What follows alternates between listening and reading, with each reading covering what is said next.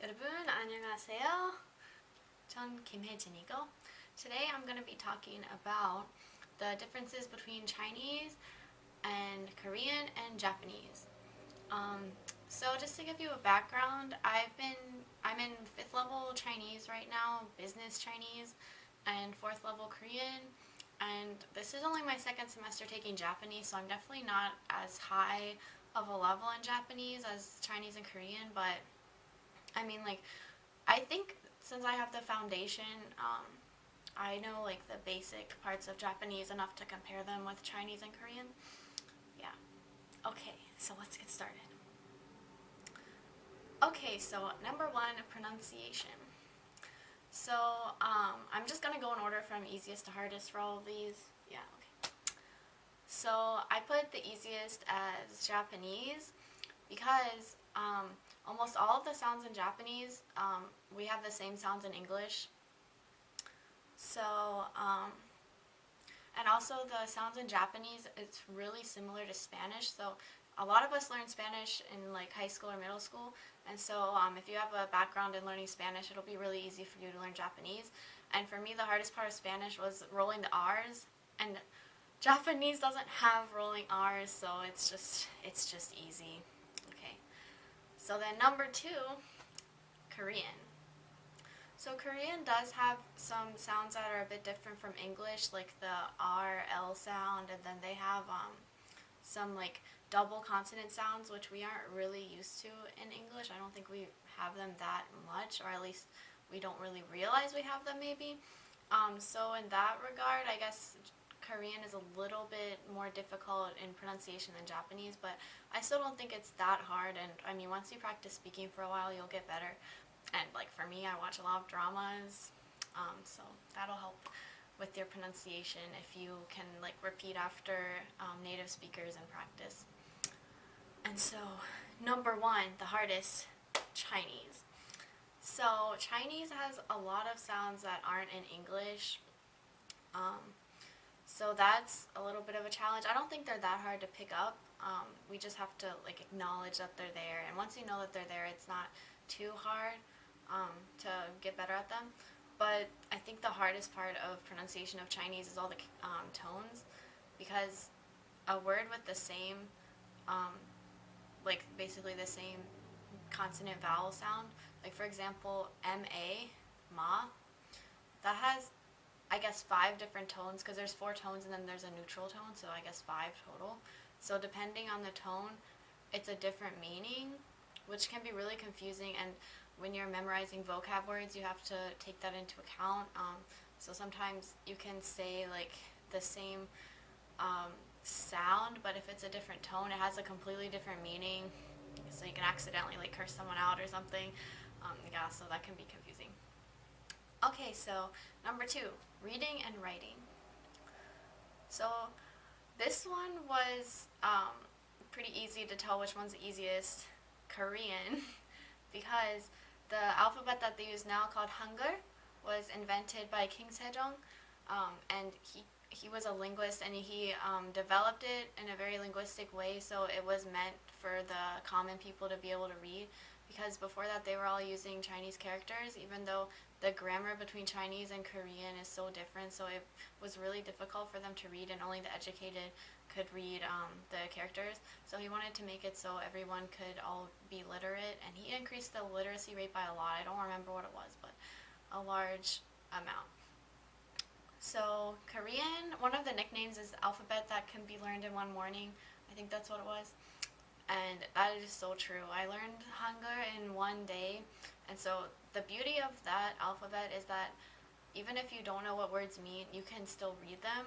And even English, it's really hard to pronounce words if you haven't heard them before, because there's so many different rules of pronunciations, like think of silent E or like silent K, stuff like that. So Korean doesn't have that. There's a couple exceptions, like if you're putting 2 different certain consonants beside each other, sometimes it can change their pronunciation, but it's pretty rare, and once you just learn that, it's pretty simple.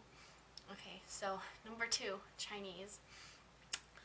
Now, I think most of you probably thought Chinese would be the hardest, but actually I think it's Japanese, and we'll talk about that later. Anyway, so Chinese, they use all characters to write and read. So, especially if you're a new learner, it's really difficult. At least it was for me to get used to reading characters because there's no phonetic part in characters. Once you get more advanced, you can kind of guess at them, but I can't really guess at the tones at least.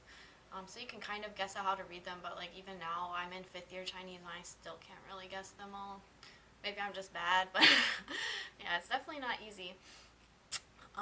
So yeah, I think, and also writing, like, if you're in Korean and like you know how to say a word, you just write it because it's by pronunciation. But Chinese, sometimes I know a word, and I know how to say it, but I don't know how to write it, and so that's like useless. And so that's why in Chinese class we always have dictations, and I can know what she's saying and hear it, but that doesn't mean you can write it. So I think that's like the most difficult part of Chinese. Okay, so number one, the most difficult I said was Japanese. So why is Japanese so difficult? They have an alphabet. It shouldn't be that hard, right? Actually, they have 3 different writing systems. So they have hiragana, katakana, and kanji. So hiragana was the first one that I learned, and it's different from Korean in that each letter is actually a syllable. So it's a combination of the consonant sound with the vowel sound, which I mean, it was harder to learn because that means there's more individual letters, but I guess once you learn it, it's not like too hard, Hiragana is pretty easy to read. Yeah. And then katakana was the second one that we learned in class, and for some reason that one was harder for me to learn than hiragana, and I think that's the case for most people, and I don't really know why that is, but I still like forget different letters. It's really embarrassing. But I mean, those two, it's not that bad once you learn them. I mean, it's an alphabet, so you can read them even if you don't know the meaning, which is similar to Korean. But what gets me is kanji. And since I have a background in Chinese, even though the Chinese I learn is simplified characters, and Japanese, they usually use traditional characters. So I can kind of guess the traditional characters and what they mean. So I usually know what the kanji mean, but that doesn't mean you can say it. And let me tell you, the kanji usually in Japanese aren't really similar to Chinese through their pronunciation. So like Korean, a lot of their words came from Chinese, and so the pronunciation is similar if you know the background of the word, and they call it hanja, the Chinese characters. So if you know the background, you can just guess at the pronunciation, and it has like a set system. But Japanese doesn't. And so you can look at one character, and depending on how it's being used, it can have different pronunciations. And it's not that they're similar, like different tones, like Chinese could be. No, they're completely different. And most of them don't sound anything like Mandarin, so it's really hard to remember. So I can read usually, like I know what it means, but that doesn't mean I can say it, which is a real struggle. That's why I said Japanese is the hardest for reading and writing. Okay, number 3, grammar. So I said that the easiest grammar, obviously Chinese, because, I mean, okay, so some native Chinese speakers say that there is no grammar in Chinese, and that's kind of true, but at the same time, there is definitely grammar, because language has to have grammar, right? So the word order, so the sentence structure of Chinese is basically the same as English. It's the subject, verb, object. So it's like us. You can say, I love you. It's the subject, verb, and then object. So it's really easy for native English speakers to learn that. The hardest part about Chinese grammar, I guess, is measure words, because there's different measure words based on the noun that you're talking about. Like, one cat is a different measure word than like one person and stuff like that. And English does have some of those, like pair of socks, but Chinese I think has more, so you have to kind of learn about those. But other than that, Chinese grammar is so simple, Okay. So number 2, Japanese. So Japanese and Korean both have the subject, object, verb sentence structure, which is really different from English. So for the other example, I love you, and Japanese, it's I, you, love. And there's also particles for those. So there's object particles and subject particles. Um, there's just there's multiple particles. So English doesn't really have those. So that's a new thing that you have to learn. Korean also has the particles and the measure words. So we talked about the Chinese measure words, right? Japanese also has them, but they're much more difficult because, like I was talking about kanji, it can be the same kanji, like the measure word for book, um, but it's pronounced differently based on how many of them there are. Like for minute, it's like the standard one is hun, but if it's like 3 minutes, then it's sambun instead of sanhun. And you have to learn all of those for all the measure words because most of them are irregular, which really kills me.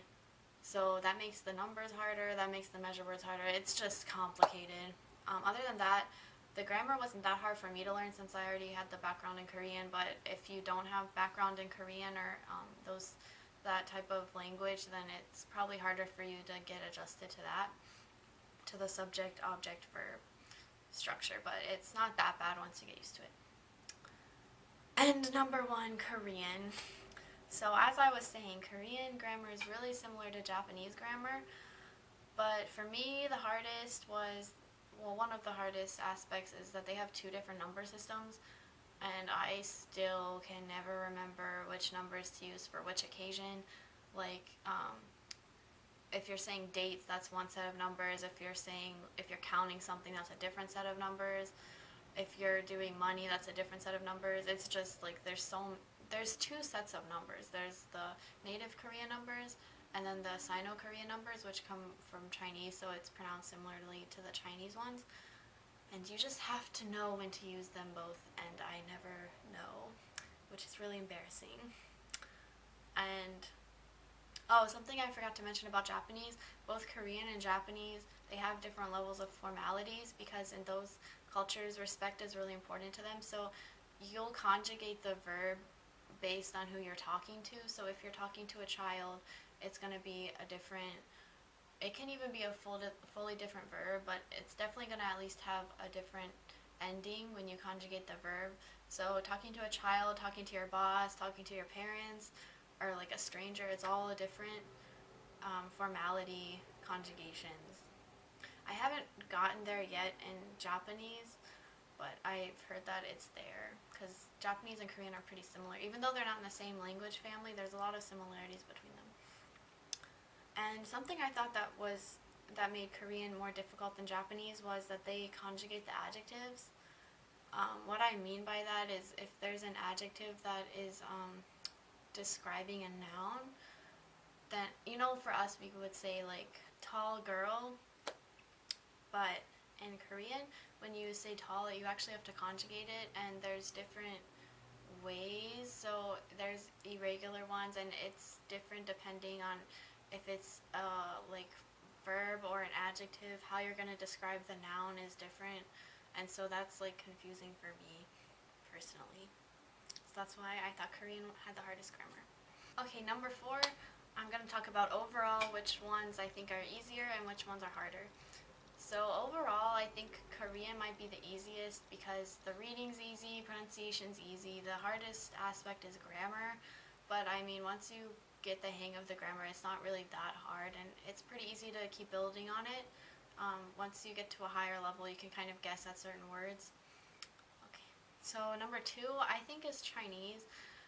And most people think Chinese is really hard to learn, but I think since the hardest part of Chinese is characters and tones, once you get more experience with it, it's not that hard.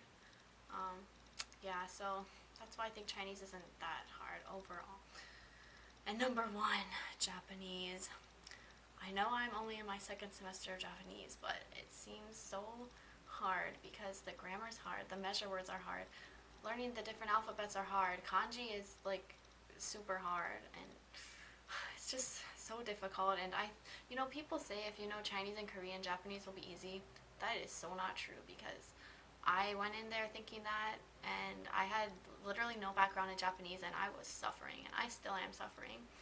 Um, so yeah, Japanese is definitely hard for English speakers to learn. I guess once you keep going, maybe it'll get easier, but it'll probably just get harder because um, that can happen. Until you get like really advanced, then it's like easier to keep learning, which is what happened to me for Korean and Chinese. But at least for when you're first learning Japanese, it's such a struggle. I don't know.